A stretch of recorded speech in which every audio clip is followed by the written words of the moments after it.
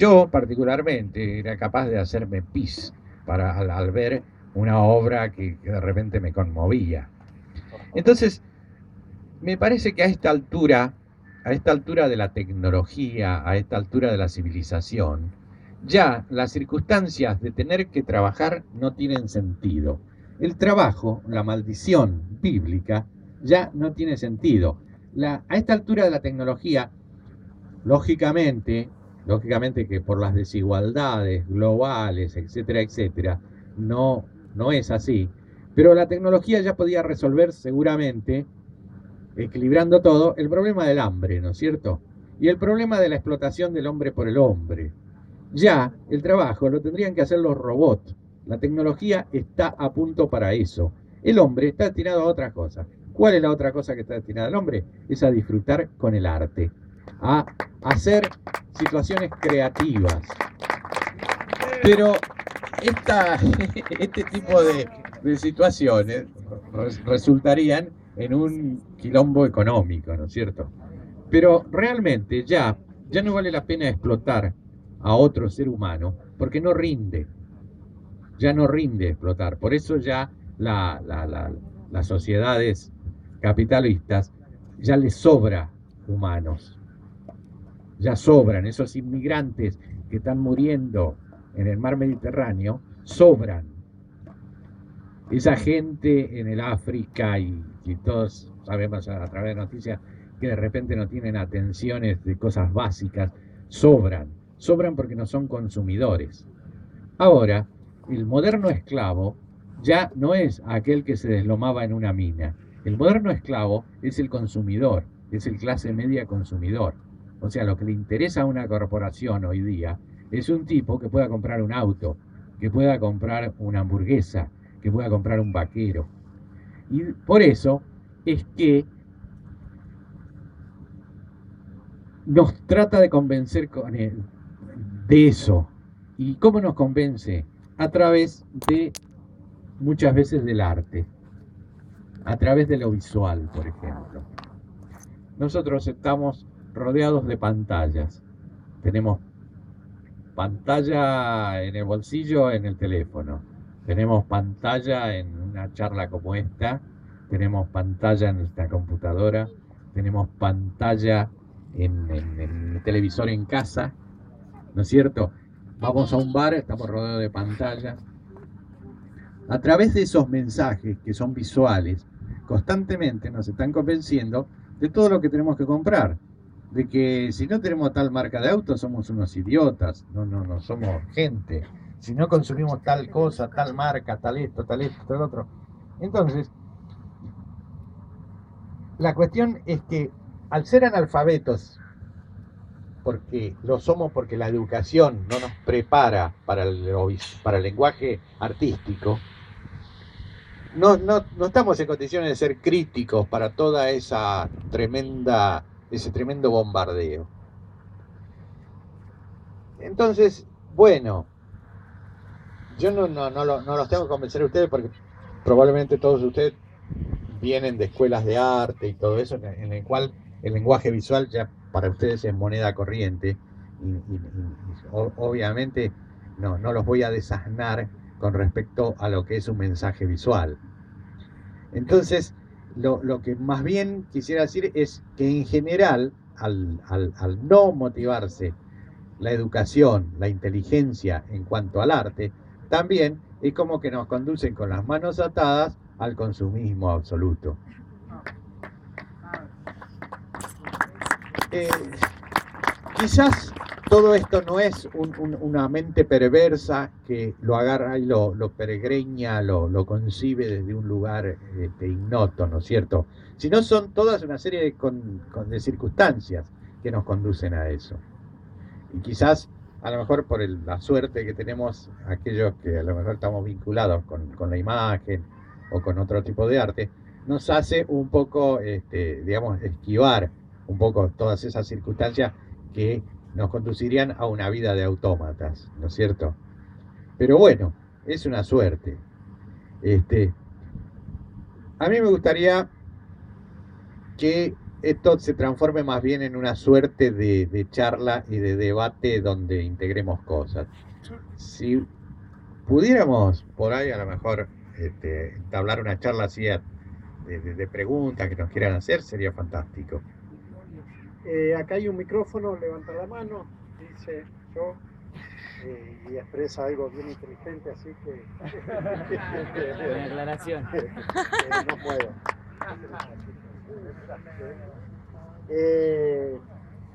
Sí, hay uno, vamos. Vamos. Dale, Susano. Susano. Susano Juicio. Es un filósofo bárbaro. Es terrible. Susano Juicio, o sea. Bueno, ¿qué tal? Me llamo Camilo, soy estudiante de música popular en Bellas Artes de La Plata. Escuchándote lo que decías, sobre todo el tema de la visual y los videos.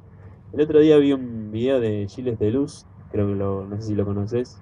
Es un cineasta italiano, creo que es o francés. Bueno, por supuesto el video estaba traducido. Gilles Deleuze, se escribe Deleuze. Él hablaba, hay un video muy famoso de él en YouTube que se llama ¿Qué es el acto de creación? Son 5 videitos de 10, 15 minutos más o menos.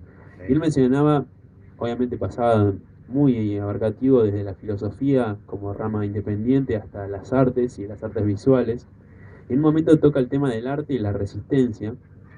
¿Cuáles eran los puntos que decían no son lo mismo, pero qué es lo que une tanto a una obra de arte con una obra o acto de resistencia? Bueno, todo eso después lo llevaba al tema de cómo era la sociedad actual, que no es una sociedad de eh, esclavitud de mano dura, sino una sociedad denominada de sociedad de control. Como que la gente ya no se la controla mejor a través de un látigo o una opresión, sino a través de una sensación de felicidad, como lo que decías vos.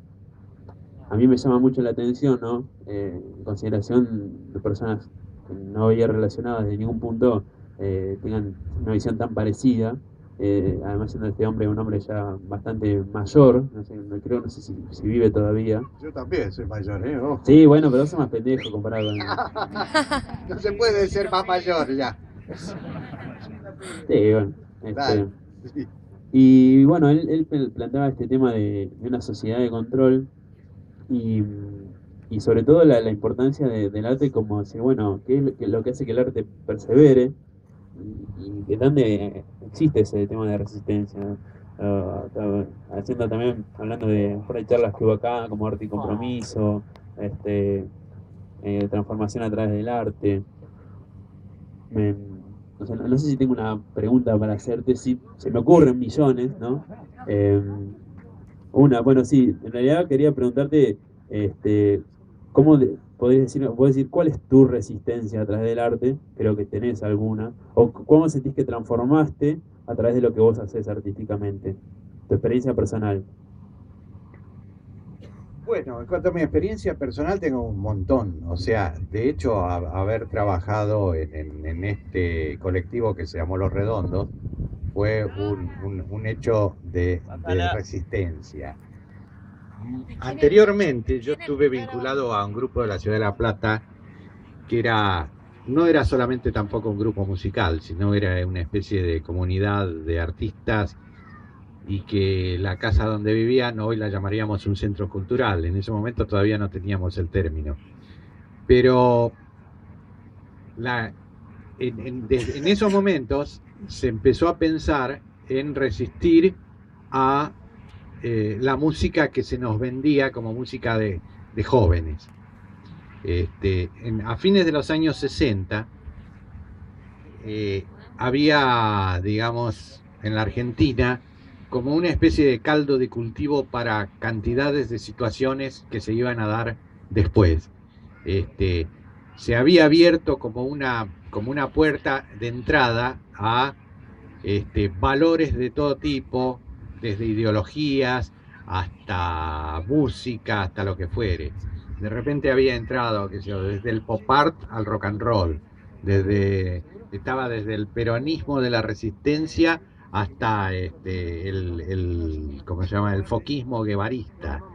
Era todo una melange, un cóctel impresionante donde los jóvenes estaban imbuidos y además con toda la épica de la Revolución Cubana, etcétera, etcétera. Entonces hubo una cantidad de situaciones en las cuales una de las cosas en las cuales me tocó participar bastante de cerca fue la creación de lo que más tarde se llamó el rock nacional. Hoy parecería obvio, por ejemplo, cantar en castellano, pero antes de eso, cantar en castellano era una cosa como vulgar, grasa, espantosa. Cantar rock en castellano. Existía, por ejemplo, un folclore político, etcétera, etcétera, etcétera. Pero además había una música que se bailaba y los grandes sellos grabadores querían imponer grupos que los prefabricaban para decir que la juventud bailaba, la juventud sana bailaba y esas cosas que generaron, que eran el Club del Clan, Palito Ortega, todas esas cosas. Yo siempre dije que uno de los grandes creadores del rock nacional es Palito Ortega, pero no porque lo haya creado él, es porque había que hacer algo en contra de eso. Entonces era inevitable que existiera el rock nacional después de Palito Ortega.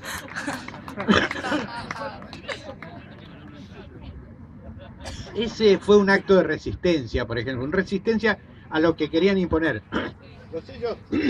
Los sellos grabadores tenían la costumbre de imponer un tema de verano. O sea, ponían un tema para el verano que lo machacaban, se bailaba en Mar del Plata, se bailaba en los centros de veraneo, y después, para el otro verano, ya a ese que lo habían exaltado, lo tiraban a la basura. Lo que pasó, por ejemplo, con Billy Cafaro.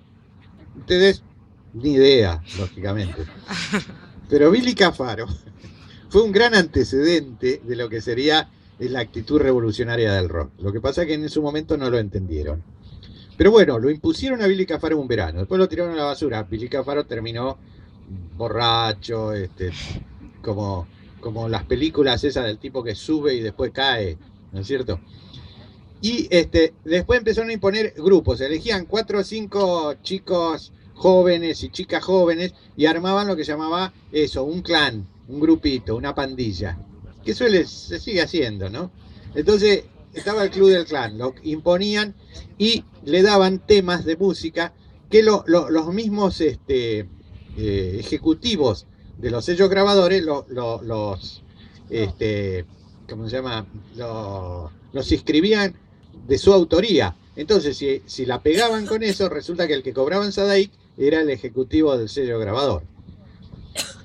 Entonces, bueno, hubo que hacer algo. Y de repente alguna gente en Buenos Aires, como Tango, Pajarito Saguri, Morris, la gente de Almendra, Luis Alberto Spinetta, Edelmiro Molinari, Emilio del Guercio, la gente de Manal, Javier Martínez, etcétera, etcétera, etcétera, se me van algunos nombres, empezaron a pensar que se podía hacer una música que representara a los jóvenes en ese momento con otras cosas, ponerle poesía, por ejemplo. Hoy resulta obvio que es bueno tener una buena lírica y cantarla en castellano, pero en ese momento era un delirio, era algo que no se concebía. Entonces, bueno, fue una gesta eso. Durante más de 10 años el rock nacional estuvo sumergido. No lo pasaban por radio, no había publicidad de ningún tipo. Cuando salían los discos prácticamente no tenían difusión. Tuvo que venir la guerra de las Malvinas y tuvo que venir una prohibición del gobierno militar de turno para la música en inglés, para que de repente descubrieran que había música en castellano y que era una música que reunía a los jóvenes. Así que bueno, eso fue un acto, yo digo parcial, en parte, o sea, hablando de la resistencia a través del arte, me parece que la gesta del rock nacional fue significativa en ese sentido. A ver si alguno tiene alguna... Acá, escuchando todo esto que decís, ¿no? Que el artista siempre está envuelto acá, que está envuelto en distintas situaciones, ¿no? Como cualquier persona. Sí. ¿Vos cuál crees que es la cualidad en sí del artista? ¿El crear o el comunicar?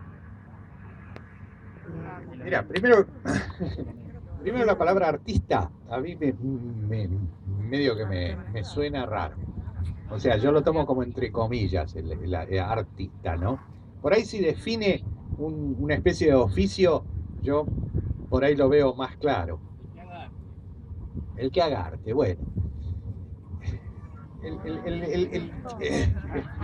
que haga arte para mí es como el que participa en la sociedad desde cualquier instancia.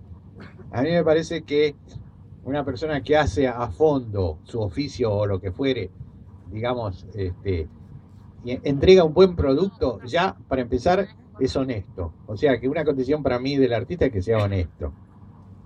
O sea, que se puede, digamos, zanatear o mentir o hacer ¿cómo diría? Vender una cosa por otra dentro de cualquier rama de las actividades humanas. Y en el arte no escapa a eso, ¿no es cierto? Sabemos que el arte está metido dentro de esta sociedad con todas las taras y todas las bondades que tiene la sociedad, o sea, las malas y las buenas.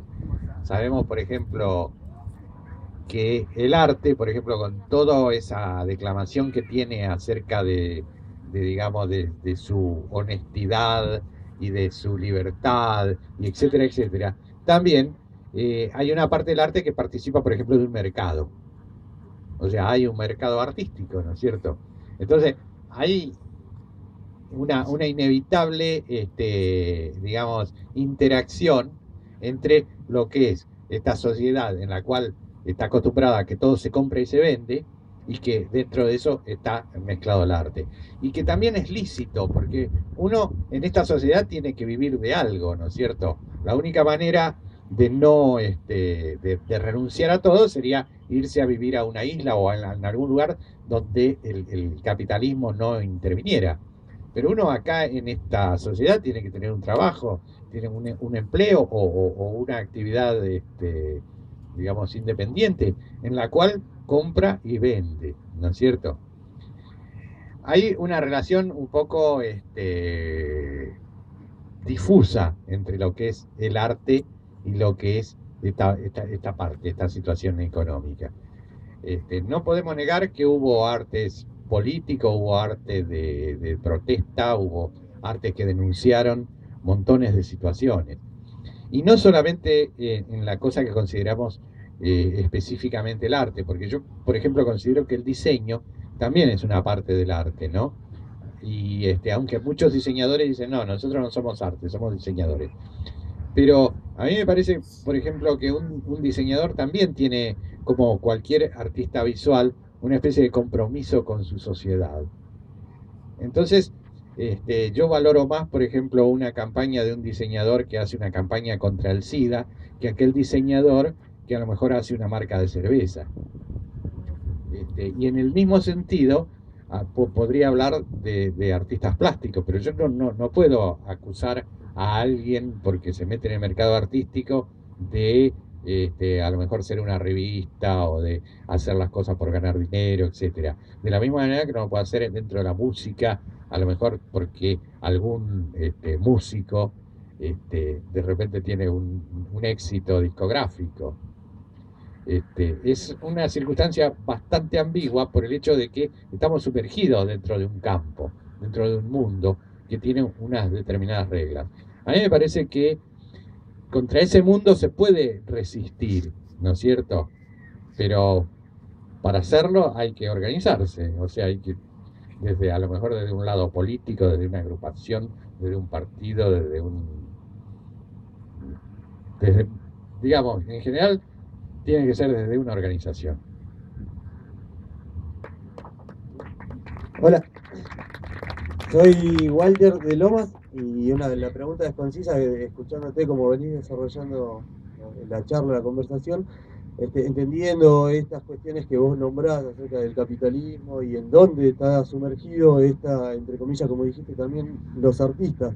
Y entendiendo esto que decías vos, el aporte que ustedes pudieron hacer en determinado contexto, en determinado momento de la historia, me gustaría, si podés compartir, qué visión tenés vos después de haber pasado por estos diferentes contextos, diferentes momentos históricos, qué mirada tenés vos para con la juventud, cómo ves plantada a la juventud en el arte hoy.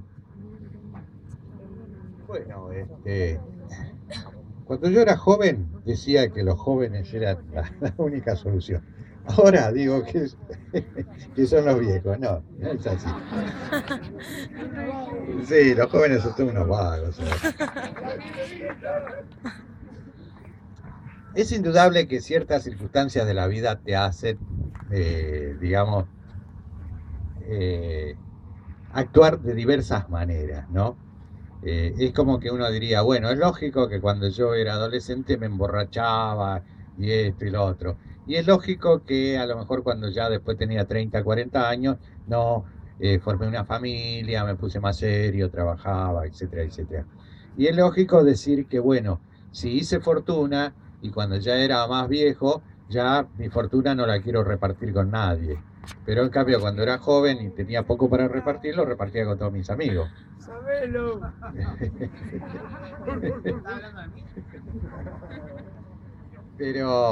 Pero bueno, obviamente la parte joven de la humanidad siempre es como una especie de motor, porque indudablemente los jóvenes en muchos sentidos obviamente son más audaces, tienen mucho más tiempo por delante para ¿cómo se llama?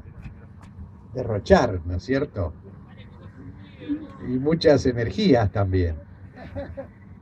Pero de todas maneras, en general, como fui docente bastante tiempo, he visto a los jóvenes repartidos más o menos de la misma manera.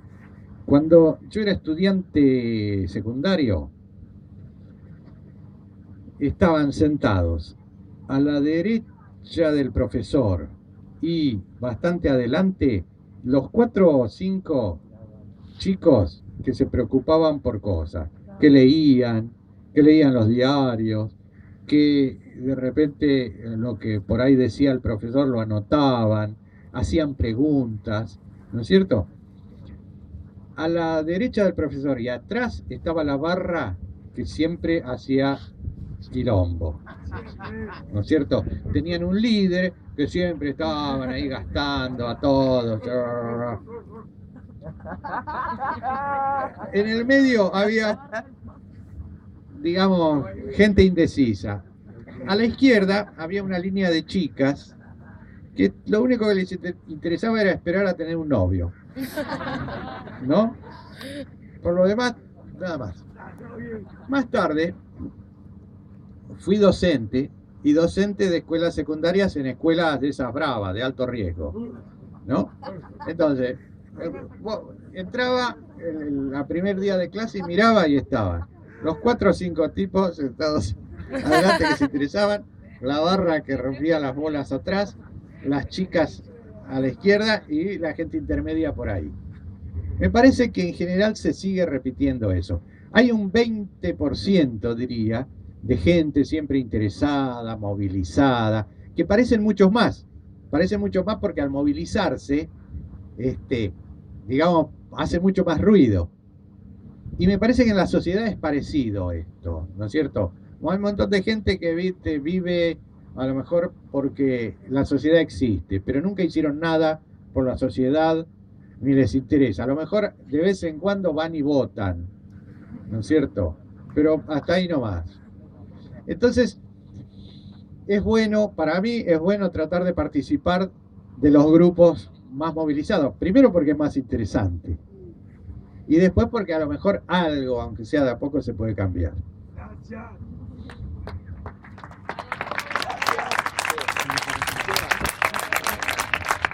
Hola, mi nombre es Diego, soy de La Rioja. Saber por qué nunca, o si cobró o no alguna vez derecho de autor por las imágenes de Los Redondos. Y si lo hizo, ¿por qué? Y si no lo hizo, también por qué. No, esa ya es un clásico. No. Yo creo sinceramente que el arte no lo hace solamente un artista. Me parece una cosa que se transforma en una obra de arte cuando a la vez es querida y usada por un público. ¿Entendés? O sea, que de nada vale que yo haga, viste, un dibujo excepcional, me lo guarde en mi casa o se lo venda, viste, a alguien que lo guarde en su casa. A mí me parece que una obra vive cuando es patrimonio de todos. Yo siempre creí en el arte que se reproducía. Ya desde chico, cuando yo era chico, yo no quería ser artista plástico, renombrado. Yo quería ser, por ejemplo, dibujante de historieta.